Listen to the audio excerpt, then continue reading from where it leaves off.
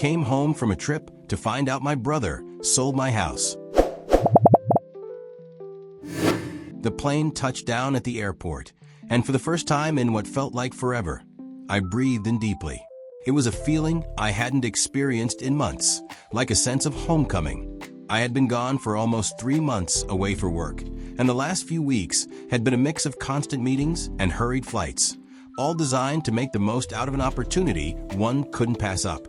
I was exhausted. All I could think about was getting home.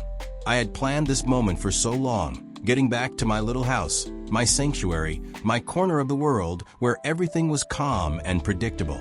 No flights, no time zones, no last-minute deadlines. Just the quiet comfort of my space. The drive home was peaceful, even though the roads were crowded with commuters. There was something soothing about seeing familiar landmarks, the old diner on the corner, the big oak tree on Main Street. I hadn't realized how much I missed it all. When I pulled onto my street, though, something felt off.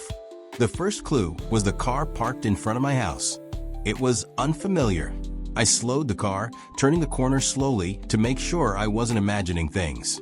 But there it was, unmistakable. I parked the car in my driveway, still trying to shake the feeling that something wasn't right. I walked to the front door, key in hand. The familiar sound of the lock was something I'd missed more than I thought.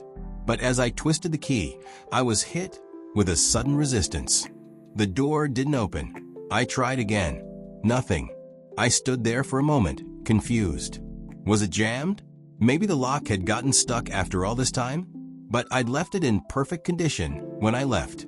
I knocked, thinking perhaps the neighbor was looking after the place, or maybe my brother had decided to stay here while I was gone. We didn't really talk much during my trip, but he had the key to my house, so maybe it was him. A few seconds later, the door creaked open. A woman stood there, her expression a mix of confusion and mild annoyance. "Can I help you?" she asked, clearly caught off guard. My heart sank. This was my house. This was supposed to be my home. I think there's been some kind of mistake," I stammered. "This is my house." The woman took a step back, looking me up and down. "I'm sorry, but I think you're mistaken," she said, glancing around. "This house belongs to us now. We bought it 2 months ago." I blinked. The words didn't register right away. Bought? My house? I felt like I was floating, like I was having an out-of-body experience. No, that couldn't be true. This was my house.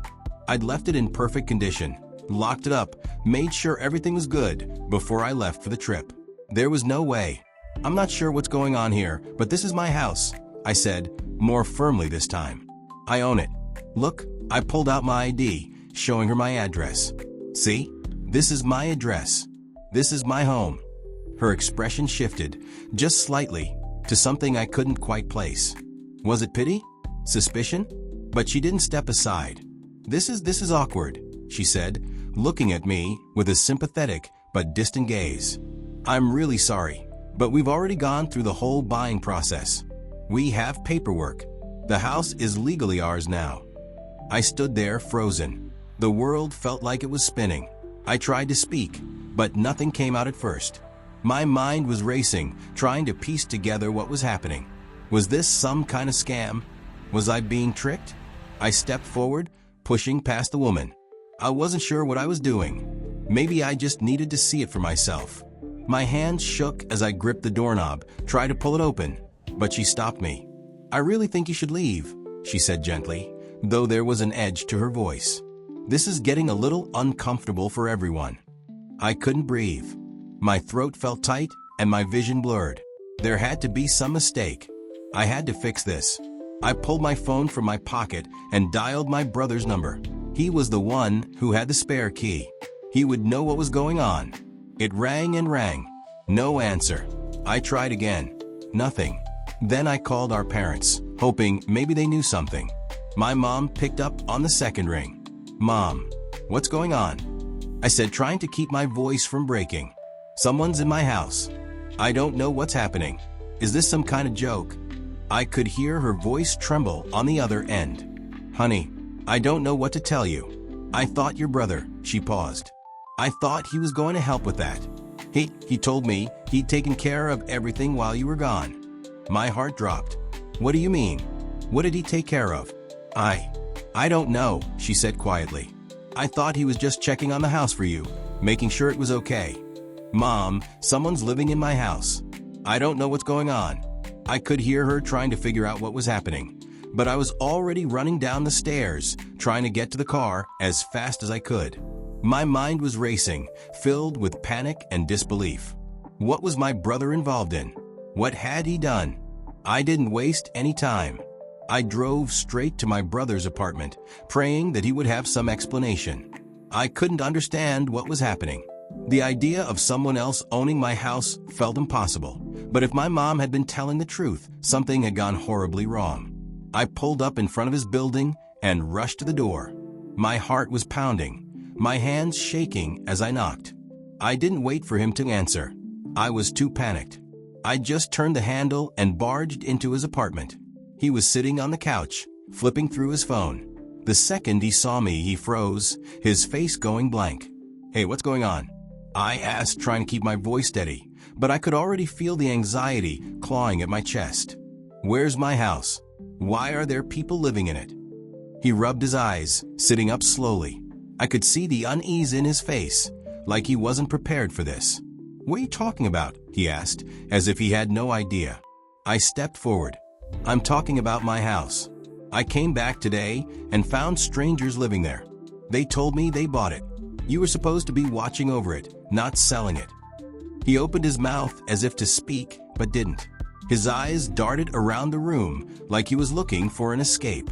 I could feel my blood boiling, frustration building in my chest. Answer me, I demanded. What happened? He stood up, his posture tense, and for a moment I thought he might leave. But he didn't. Instead, he shoved his hands into his pockets, staring at the floor. It was an accident, he muttered, his voice barely above a whisper. I didn't mean for it to happen this way. I felt my stomach drop. An accident? What did that even mean? Don't lie to me, I snapped. You sold my house, didn't you? I'm not stupid. He flinched, and the silence between us stretched long and heavy. I could feel the anger rising in me, threatening to boil over. He wasn't just avoiding the truth. He was hiding something. And I had a sinking feeling I wasn't going to like it. Finally, he met my eyes. Look, I needed the money, he said in a low voice, as if it should make sense to me. I was in debt. A lot of debt. I stared at him, disbelieving. So what? You thought you could just sell my house without telling me? Without even asking? He didn't answer immediately, and when he did, his voice was softer. I figured you wouldn't mind. You were always going on about how you didn't have time for the house anyway. What are you talking about? I asked, my voice shaking. It's my home, my property. You have no right to sell it, especially without telling me. He ran a hand through his hair, looking like he wanted to disappear. I didn't want to do it, but I didn't know what else to do. The debt was swallowing me whole. I thought it'd be temporary. I thought you'd understand. I couldn't even process his words at first. Debt? Forging documents? Stealing my home? You forged my signature, didn't you? I finally asked, my voice low and accusing. He looked away, not answering. But that was all the confirmation I needed. My brother had sold my house. And worse, he had done it behind my back. The reality of what he had done was beginning to sink in, and I felt like the floor had dropped out from under me. I couldn't breathe. I couldn't think. How could you? I whispered, the betrayal hitting me like a physical blow. He didn't say anything. Instead, he just stared at me, waiting for me to react, but I didn't know how to react. What was there to say? You ruined everything. It wasn't just about the house. It was about trust. It was about my own brother doing something so underhanded, so completely wrong, that I didn't even know who he was anymore. I was numb as I turned and walked out of his apartment, the door slamming behind me. I barely remember driving home. My mind was racing with thoughts I couldn't grasp. I couldn't focus. Everything felt like a blur of anger and disbelief. My own brother had sold my house, a house that I had worked so hard for, that had meant so much to me. And for what? Some quick cash to pay off his debts? I couldn't let it go. I couldn't just walk away from this. That night, I made a decision. I was going to get my house back. I didn't care how long it took. I didn't care how hard it would be. But the next day, when I contacted my lawyer, I learned that the situation was far worse than I thought. It wasn't as simple as just confronting my brother. The new owners had already moved in, and legally, they were now the rightful owners of my house. There was no quick fix. There was no easy way out. And I was about to find out just how complicated this whole mess was going to become. The next few days were a blur of phone calls, paperwork, and sleepless nights. I contacted my lawyer immediately after the shock of what had happened settled in. I thought maybe there was a chance I could get everything sorted out quickly. After all, it was my property, my home. But I quickly realized that things were far more complicated than I could have ever imagined. I sat in my lawyer's office, staring blankly at the stack of legal documents in front of me. So what now? I asked, trying to keep my voice steady. I didn't even know where to begin.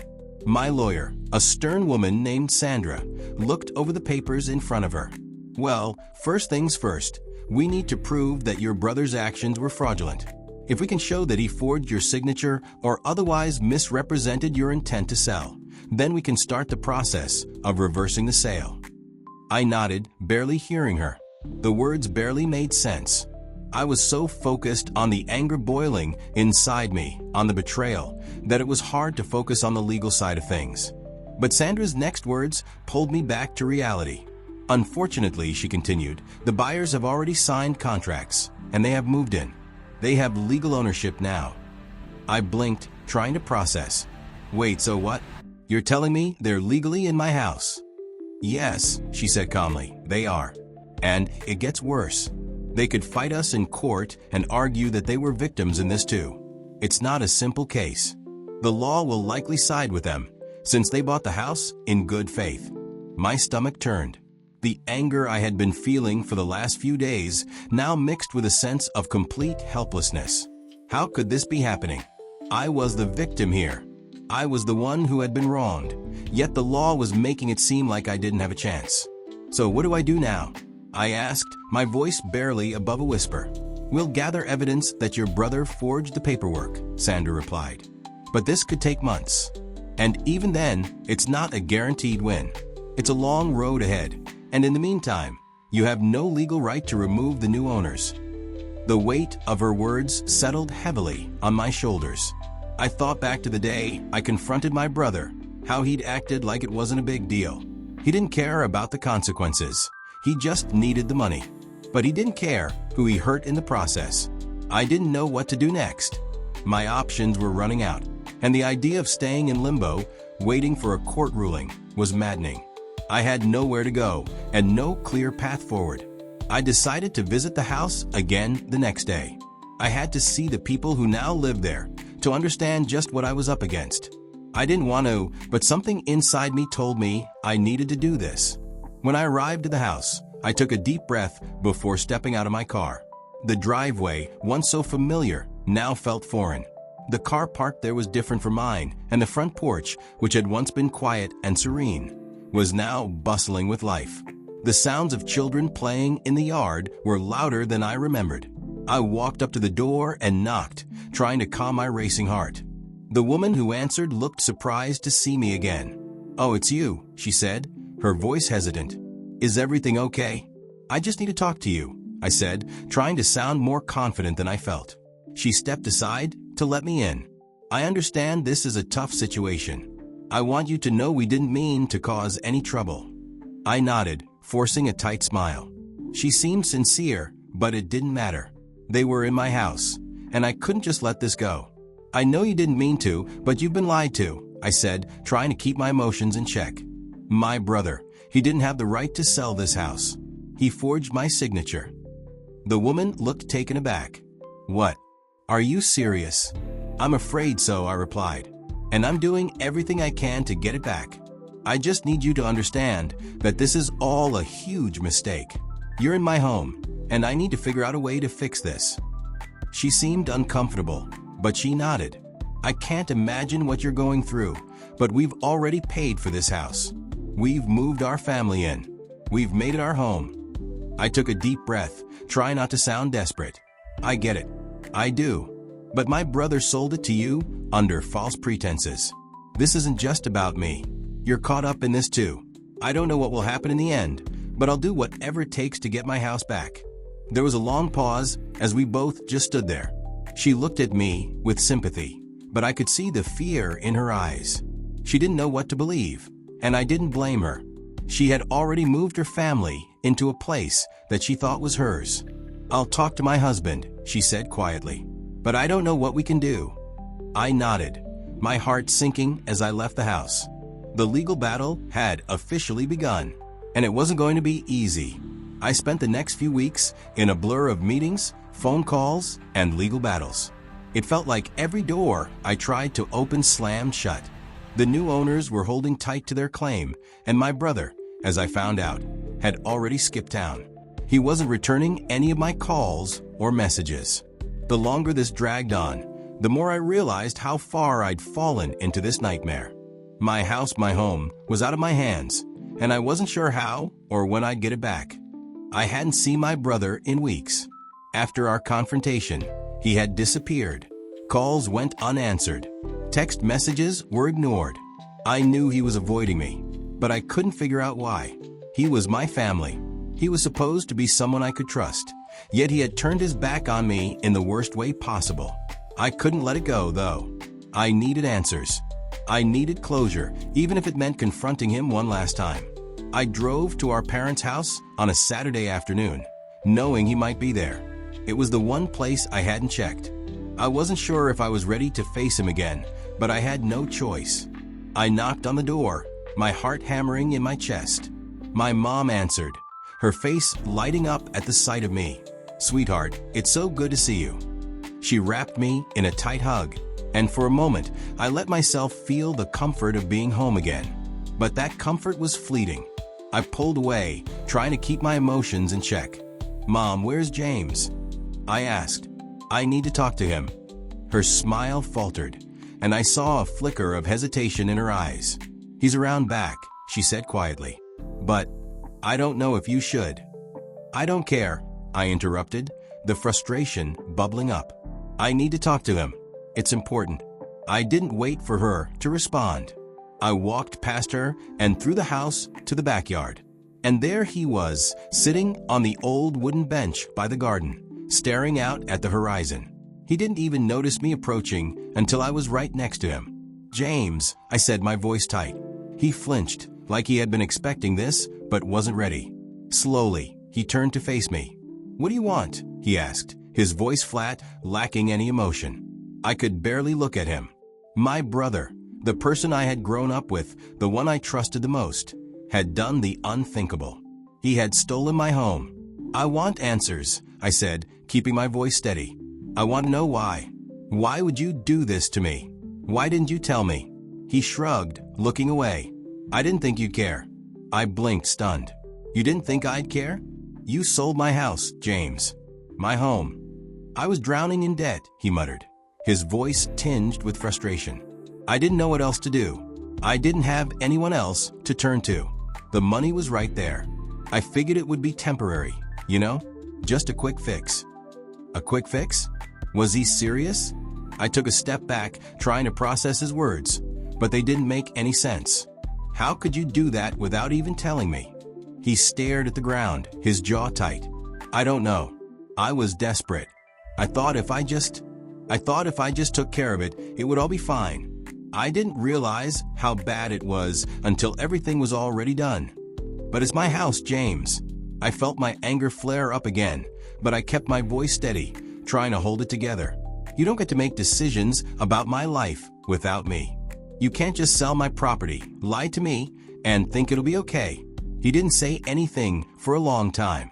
We just stood there in silence, the weight of everything hanging between us. "I didn't know what to do," he finally whispered, his voice breaking. "I couldn't ask you for help, and I didn't want to burden you." "You should have asked," I said quietly, my anger giving way to something deeper. Hurt.